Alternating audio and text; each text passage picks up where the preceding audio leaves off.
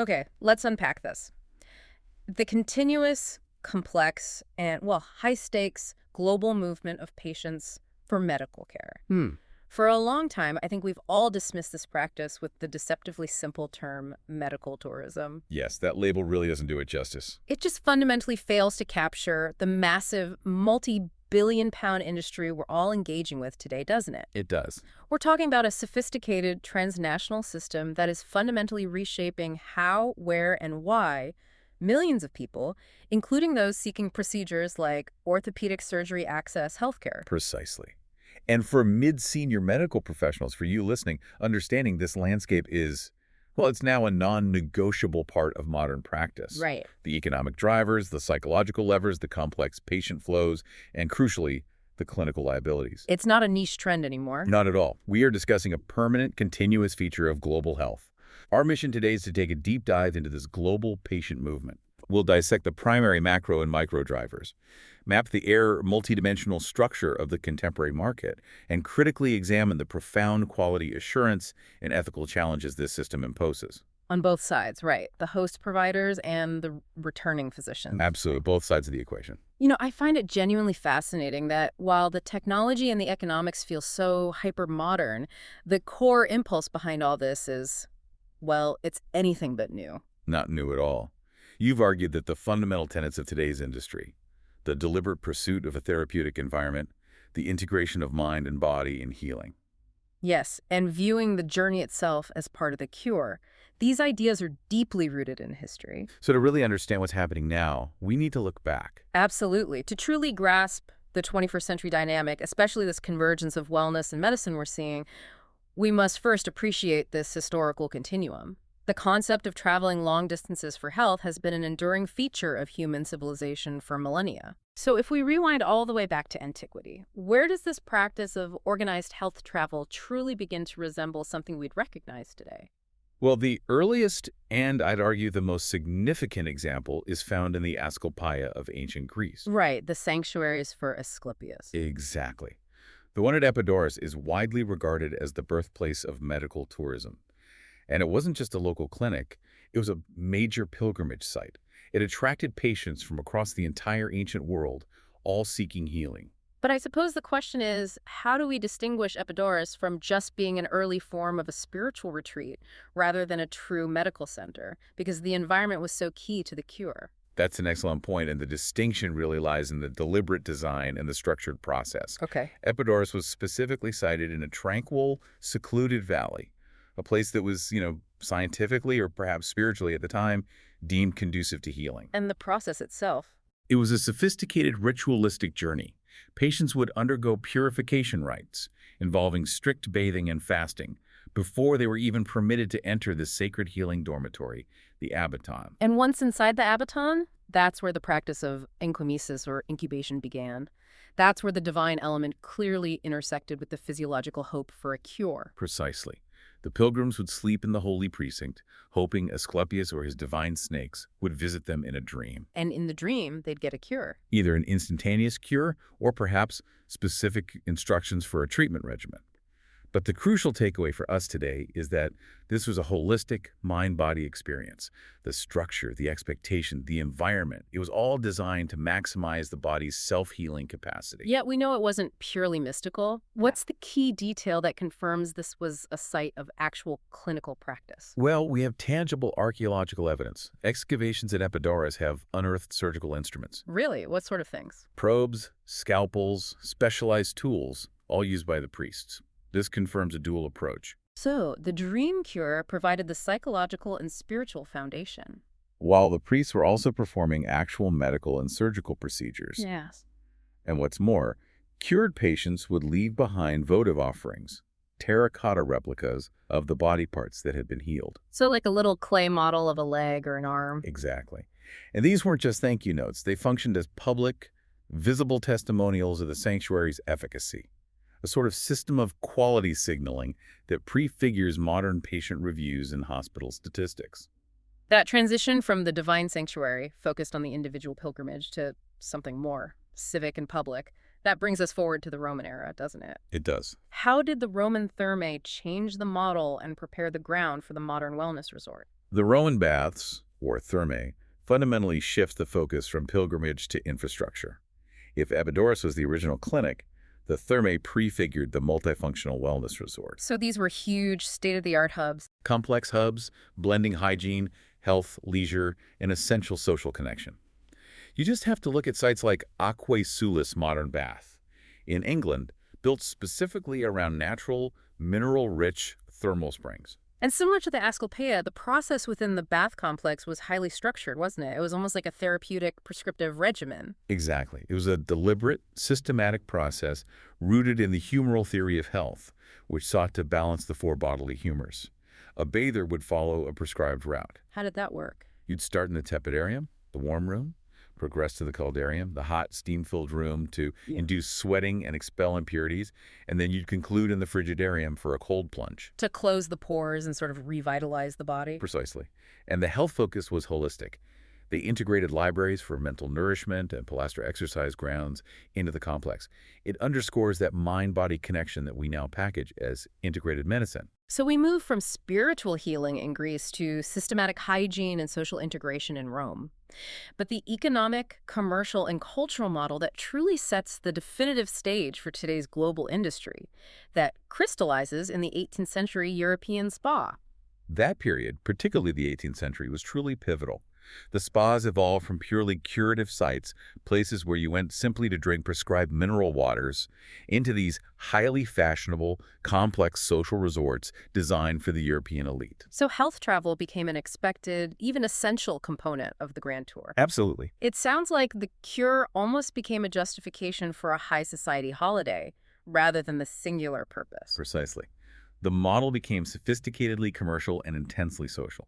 In places like Bath, you had figures such as Richard Beau Nash essentially regulating the social life. So there was still a medical element? Oh yes, the prescribed drinking and bathing regimens were still present, overseen by resident physicians who lent authority. But the cure became utterly inseparable from the vibrant social life which involved balls, concerts, promenades, and gambling. So that commercial model, where health merges with leisure and social status, that's the real blueprint for today. It laid the definitive groundwork for the medical and wellness tourism industries operating globally today, where the destination's amenities are often as crucial as the surgeon's skill. That historical context is crucial for understanding why we travel. But when we look at the contemporary patient, especially the one crossing a continent for a complex procedure like a hip replacement, the motivations are far more rational and economic. Yes. So let's start with the big picture, the macro drivers that propel this industry. You use the push-pull framework for this. This framework is fundamental to the analysis because it forces us to distinguish between the factors pushing patients away from their home healthcare system and the attributes pulling them toward a specific destination. Okay, so on the push side, what's driving people out of the system they have access to? The primary drivers are often a painful intersection of economic pressure and systemic failure. Economically, the high cost of treatment, coupled with inadequate health insurance or staggering out-of-pocket expenses, a huge factor, particularly in the American system, is a major impetus. And systemically. That manifests as long waiting lists. For our orthopedic audience, waiting 2 years for a necessary knee replacement due to rationing or capacity constraints can absolutely push a patient to seek immediate care elsewhere. And sometimes the push is purely regulatory or legal, isn't it? Absolutely. Legal prohibitions on specific procedures, fertility treatments, abortion access can force travel. And interestingly, the push for confidentiality can be significant for high-profile individuals seeking cosmetic procedures far from their local gossip networks. Okay, now let's look at the other side. The pull factors that make a destination country an attractive choice. The pull factors are often the direct mirror image of the push factors. The most immediate attraction is the economic advantage. Significantly lower costs for highly specialized procedures, sometimes saving 50 to 80%. That's a huge saving. It's an undeniable value proposition. But beyond cost, quality signaling and timeliness are key. How does a patient sitting in, say, London or Boston adequately assess the quality of a hospital they've never visited in Thailand or Colombia? Destinations actively market themselves. They promote access to state-of-the-art medical technology, showcase modern facilities, and guarantee access to highly trained, often Western-educated professionals. But the big differentiator is international accreditation, isn't it? That is the major one.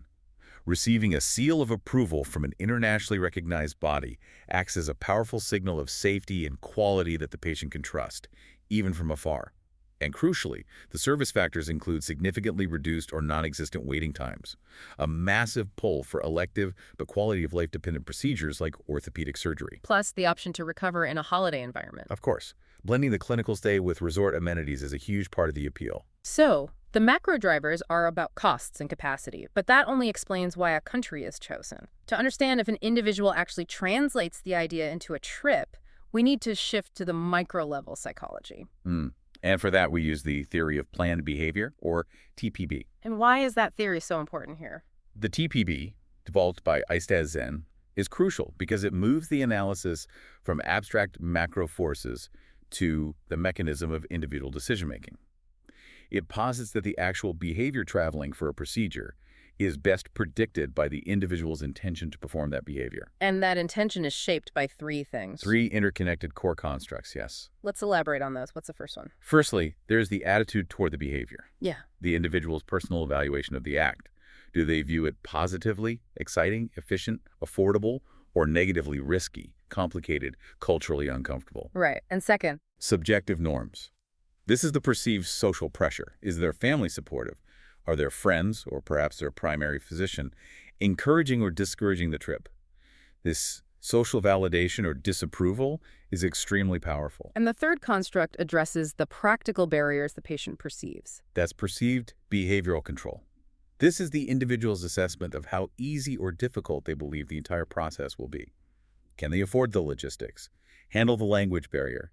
Do they feel they have the agency to manage the journey and recovery without their usual support network? Okay, this is where we bring it back to the clinical reality for our audience. If we know a patient's intention is shaped by these three things, attitude, norms, and control, how can a home physician use this knowledge to better counsel a patient? This moves TPB from academic theory to clinical strategy. If a physician understands that subjective norms are driving the patient, for instance, their entire family has successfully used a clinic in Mexico, simply citing general risk statistics may be ineffective. So you have to address that specific trust factor. You have to address the specific trust factors and social pressure, perhaps by highlighting the risk to their family support network when the patient is recovering so far away. And if they have high perceived behavioral control, if they feel confident, Then the physician must pivot the counseling to the uncontrollable factors. What happens if there's a DVT on the plane? Who manages the surgical site infection 3 weeks post-return? This forces the patient to confront the systemic lack of control over post-operative complications, which are the true risks. And what's fascinating is how quickly a successful trip changes the entire framework. A one-off decision can become a repeated behavior. Absolutely. Research has strongly demonstrated that past behavior is the single most powerful predictor of future intention. Once a patient successfully navigates a medical trip, perhaps a positive experience with a dental procedure, the perceived barriers for subsequent, more complex trips drastically decrease. So the complicated becomes routine. Exactly. The patient begins to treat the global market as an established, long-term extension of their local healthcare options. And that means the home physician will be managing complications from various global providers repeatedly over the patient's lifespan. That brings us to mapping the geography of this market. It's clearly not just one monolithic stream of patients. It's a vast, complex web. It is. So let's start by challenging that simple notion of developed world goes to developing world. That simple north-south binary is indeed insufficient. Historically, the traditional flow wealthy elites from developing nations traveling to the global north, say London or New York, was the dominant model. But that's not what defines it today. No. The reverse flow is the pattern defining the 21st century. This is the movement of patients from developed nations, often driven by high costs and long queues, traveling to destinations in Southeast Asia or Latin America. Cost and immediacy are the primary engines of this flow. But we also see significant movement that doesn't involve the global north at all, which is critical for understanding regional gaps in care. Correct. The intra-regional flows, often termed south-south, are critically important, but often go unnoticed by Western media. This involves substantial mobility between developing regions, usually driven by proximity and gaps in specialized care. So, for example, For instance, we see patients from neighboring countries traveling into centers of excellence in South Africa or Brazil for highly specialized oncological services that are unavailable at home. And we shouldn't overlook the flow between wealthy nations, the North-North movement. What drives that if cost isn't the primary factor? North flows are usually driven by specific systemic needs or regulatory arbitrage. The most prominent example is movement within the European Union, leveraged by the EU directive on cross-border healthcare, Right, which allows EU citizens to get care in another member state. and be reimbursed by their home country's public health system. This is often used to bypass extensive waiting lists, say, for a UK patient seeking non-urgent orthopedic surgery immediately in Germany or France. The driver is speed and legal entitlement, not cost saving. Within these diverse flows, there's a segment that operates on a completely different set of motivations, the diaspora connection, or DMT. How does this differ fundamentally? Diasporic medical tourism is a crucial and ethically distinct segment. These are individuals, often first or second generation immigrants, returning to their country of origin for healthcare. So their motivation isn't cost or time. No, their drivers are overwhelmingly effective and cultural, profound trust in doctors who share their language and cultural background, and comfort in navigating a familiar system. So it's about a deeply personal feeling of safety and familiarity rather than just market efficiency. Absolutely. The patient often combines the procedure with visiting friends and relatives, making the trip a culturally enriching event. And this segment relies on relational trust. What do you mean by that? A foreign medical tourist relies on institutional signals like JCI accreditation. The diaspora patient places trust in existing personal relationships with specific doctors, often known through family networks, and the psychological safety of a familiar cultural context. It's an established part of their long-term healthcare strategy. Let's pivot to the legal and ethical classification of procedures, because this is where the market reveals its sharpest ethical edges. You categorize them into 4 types, right? Yes, moving across a risk spectrum. It begins with relatively safe, routine procedures. We have elective procedures, cosmetic, dental, largely driven by competitive pricing and privacy. Then we move to medically necessary standard care. Like a hip replacement or a cardiac bypass. Exactly. Driven by unacceptable waiting lists or high costs at home. These are legitimate procedures, but they still have those continuity of care risks we discussed. Okay, so where does the risk profile dramatically and immediately increase? It jumps significantly with unproven or experimental therapies. This involves patients traveling to access treatments not yet approved or actively rejected by major regulatory bodies like the FDA or EMA. What's a classic example? Certain stem cell therapies, often marketed aggressively for conditions like cerebral palsy or spinal injuries. This area is ethically fraught with concerns about patient safety and severe financial exploitation. Patients, often desperate, spend vast sums on unproven treatments that may carry unknown long-term risks. And finally, the most ethically perilous category, circumvention tourism. Circumvention tourism represents travel undertaken specifically to access services legally or ethically prohibited in the home country. This can be for reproductive care, where regulations are stricter at home, and most perilously, organ transplants. Organ transplant tourism is the absolute apex of the ethical challenge. It is, because it directly contributes to the global trade in organs, facilitating the exploitation of vulnerable populations in the host country who are coerced or paid inadequately for their organs. That sounds like a catastrophic breakdown of medical ethics. What was the international response to try and curb this? The seriousness of the situation led to the Declaration of Istanbul in 2008. This declaration defined and condemned transplant tourism and transplant commercialism, which is the practice of buying and selling organs. So it provides a framework to combat the trade. It does. It makes it clear that globalization of healthcare must not facilitate the exploitation of the most desperate populations. It's a stark reminder that when the market expands globally, the ethical governance must follow. For our audience, mid-senior medical professionals, the issues of quality assurance and the ethical responsibility of managing complications aren't theoretical, they are daily realities. Yeah. Let's start with how destination hospitals try to signal verifiable quality to a distant patient. They rely heavily on international accreditation. This is the primary external mechanism used to assure foreign patients of safety standards and procedural rigor. And the 2 most recognizable names in this space, often seen on hospital websites. The undisputed global leader is the Joint Commission International, JCI, the international arm of the U.S. Joint Commission. JCI evaluates hospitals against thousands of rigorous safety and quality standards. Earning this is a massive undertaking. And the other one is the Global Healthcare Accreditation, GHA, which is specifically tailored to the unique needs of the medical travel patient. GHA focuses not just on the clinical aspects, but the entire continuum of care, from the initial web inquiry to the post-discharge follow-up. But wait, isn't JCI accreditation incredibly demanding? If it requires such detailed standards and immense financial investment, how can critics argue it's just a marketing tool? That's the critical friction point. Yeah. While the standards are rigorous, critics argue the outcome doesn't always equal the marketing power. Firstly, the process is incredibly expensive. Which excludes smaller providers. Immediately. It excludes many smaller, potentially high-quality providers who simply cannot afford the fees. Secondly, critics suggest that institutions might focus intently on achieving the accreditation process, the checklists and documentation for the audit, rather than instilling a continuous, deep-seated culture of quality improvement. So it's about being compliant for the audit versus being safe every single day. Precisely.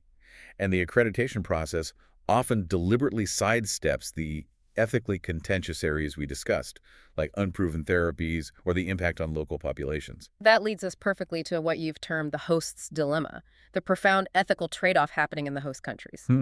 The economics are often presented as a positive, creating high-value jobs and drawing foreign investment.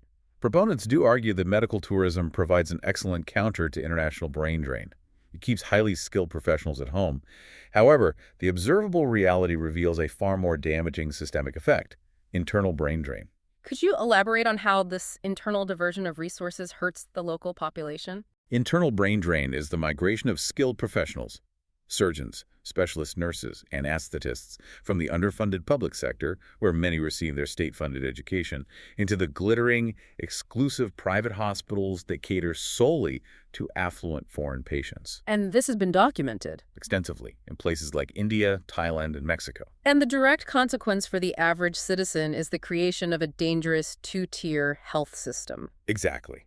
The local population, whose taxes funded the education of these professionals, faces a massive disparity. The best resources, personnel, and equipment are systematically diverted to serve a wealthy foreign clientele. The public hospitals, which serve the majority, suffer from diminished quality, chronic understaffing, and catastrophically long waiting times. So public resources are effectively subsidizing a private industry. An industry that actively undermines the national goal of providing universal health coverage to its own citizens. It raises profound questions of equity. Beyond these macroethical issues, let's focus now on the concrete, day-to-day clinical risks for the returning patient, which our listeners are often left to manage. For a physician back home, what are the critical liabilities they face? There are three critical interlocking areas. The first is informed consent challenges. Due to language barriers, cultural differences, the patient's understanding of the risks, especially rare complications, can be significantly compromised. Did they truly understand the fine print of the implant warranty in their native tongue? And if that consent turns out to be flawed and a complication arises, the patient has virtually no recourse against the original provider. The issue of legal recourse is a monumental barrier. Pursuing a malpractice lawsuit in a foreign jurisdiction is immensely complex, expensive, and often biased against a foreign patient. This leaves them legally stranded and shifts the entire clinical and financial burden for revision surgery onto the home country system. And onto the returning physician. Critically, yes. But the most immediate, practical, clinical liability for the home-based specialist is arguably the continuity of care gap. This is where the rubber meets the road. This is the absolute critical risk, especially in specialized fields like orthopedics. When a patient returns home needing follow-up, say, managing a deep paraprosthetic joint infection, a PJI, the home-based orthopedist, faces staggering data deficits. They're missing key information. They lack access to essential information. The full operative notes, the specific brand of the implant used, details of the cementation technique, the antibiotic prophylaxis regimen. That lack of standardization and data portability must make complication management exponentially harder. It does. Managing a PJI is already difficult, but without knowing the specific implant type or the local bacterial resistance patterns at the foreign hospital, the treating orthopedist back home is effectively flying blind. So the whole management plan is high risk. Very high risk. Furthermore, the home physician, who didn't perform the initial procedure, may face institutional hesitation to manage a complication that is perceived as an external liability, creating a dangerous fractured gap in care that directly threatens patient safety. The market isn't static. It continues to fragment and evolve into new forms of mobility that dramatically stretch the definition of medical tourism. It's constantly changing. We're moving beyond just surgical procedures.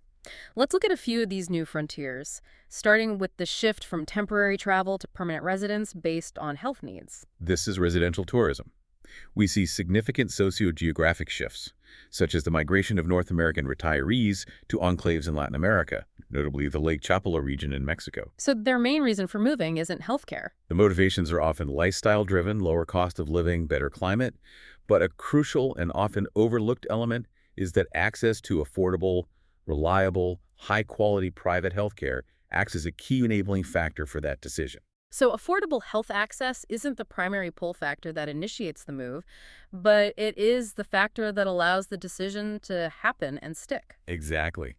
The retirees know they can live affordably and age securely because basic and specialized care is accessible privately and affordably nearby. But this influx isn't without consequence.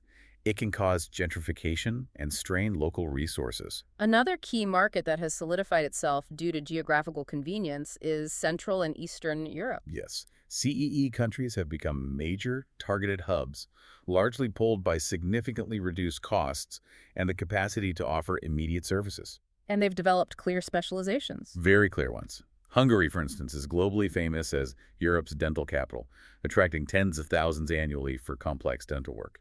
And what about for more complex surgical procedures relevant to specialties like ours? Poland has established a strong market for cosmetic surgery and increasingly complex orthopedics. They offer quality care at a fraction of the cost in Germany or the UK.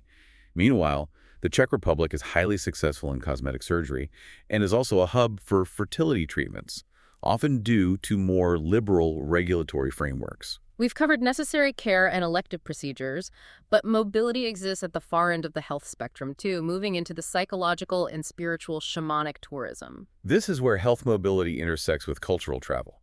It involves Westerners traveling to remote areas, often the Peruvian Amazon, to participate in traditional healing rituals, frequently involving psychoactive plant medicines like ayahuasca. And the motivation is purely psychological. Overwhelmingly, it's for persistent conditions like PTSD, depression, or chronic anxiety that have resisted conventional medical approaches. But moving traditional sacred practices into a highly commercialized environment raises serious ethical and safety challenges, doesn't it? Absolutely. Ethically, it raises issues of cultural appropriation, as some leaders adapt rituals purely to meet tourist expectations. And crucially, from a clinical safety standpoint, there are significant patient risks. What kind of risks? Psychological risks from deep psychoactive experiences and the highly variable quality and vetting of ceremony leaders in an utterly unregulated environment. If a psychological crisis occurs in the jungle, the home physician must manage the clinical and pharmacological residue weeks later with zero medical history. Looking forward, one of the most defining trends seems to be the convergence of medical procedures and wellness services. The line is blurring. Yes, marking a return to the holistic models we saw in antiquity. That connection to the Roman terme is spot on. And where are we seeing this most clearly? In destinations like Thailand, hospitals are increasingly marketing comprehensive, holistic packages. Patients want to integrate medical procedures with wellness services like advanced spa treatments, yoga, or nutritional counseling to support recovery. So it's a market-driven acknowledgement that physical recovery is faster and more robust when the patient's psychological and nutritional needs are also addressed. Precisely. Hospitals are actively partnering with five-star wellness resorts, designing integrated packages that make the clinical procedure feel less institutional and more restorative. Are there any specific new niches emerging beyond physical health and traditional spa-based wellness? Yes, two notable areas are seeing significant growth. Mental wellness travel is a major frontier, fueled by increasing global awareness of stress and burnout. This ranges from digital detox holidays to clinically oriented programs offering evidence-based psychotherapy.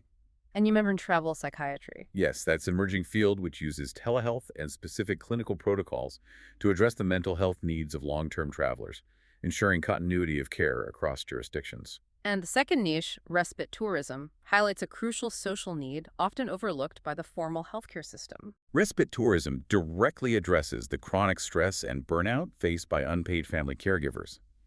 It expands on local respite services by incorporating specialized supportive travel packages. To help the caregiver recharge. It might be a retreat for the caregiver alone, or a package designed to accommodate both the caregiver and the person with care needs in a structured, supportive environment.